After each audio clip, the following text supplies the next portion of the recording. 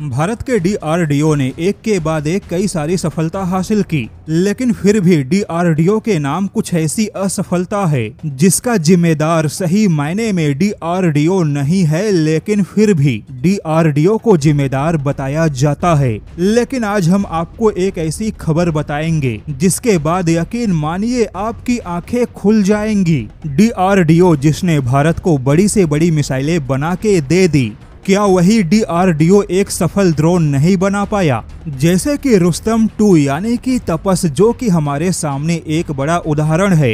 लगभग 15 सालों की मेहनत के बावजूद यह ड्रोन अब भी अपने लक्ष्य को हासिल नहीं कर पाया। ऐसे में काफी लोग सवाल उठाते हैं कि यह डीआरडीओ की नाकामी है, लेकिन आज आपको एक ऐसा सच पता चलेगा जो आपके होश उड़ा देगा। तपस ड्रोन के नाकामी के पीछे डीआरडीओ नहीं है बल्कि जर्मनी है। जी हां, आपने एकदम सही सुना।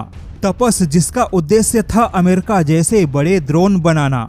2011 में डीआरडीओ ने सरकार से कहा था कि उन्हें प्रोटोटाइप के लिए कम से कम 220 हॉर्स पावर का इंजन चाहिए, लेकिन तब डीआरडीओ को जर्मनी का रोटेक्स 914 इंजन मिला जिसमें अधिकतम क्षमता केवल 115 हॉर्स पावर की थी। जर्मनी का यह इंजन सस्ता और आसानी से उपलब्ध था, तो ऐसे में सरकार ने डीआरडीओ पर इसी इंजन के साथ काम करने का दबाव बनाया। हालांकि बाद में वादा किया गया कि समय के साथ जर्मनी एक अच्छा विकल्प देगा, लेकिन जर्मनी ने कभी कोई अच्छा विकल्प नहीं दिया। यानी कि डीआरडीओ यहाँ पर भी इंजन के मामले में जर्मनी और सरकार के बीच फंस गया। अब 115 हॉर्स पावर का इंजन जो किसी हल्के ड्रोन के लिए था, उस इंजन को बेवजह एक बड़े फ्रेम के ड्रोन में लगाने पर मजबूर किया गया, जिससे कि कम पावर और भारी ड्रोन वाली समस्या उत्पन्न हो गई। अब आप खुद अंदाजा लगाइए कि अमेरिका के MQ-9 ड्रोन में 900 प्लस हॉर्स पावर का इंजन लगा है, जबकि भारत के तपस को केवल 115 हॉर्स पावर का इंजन मिला।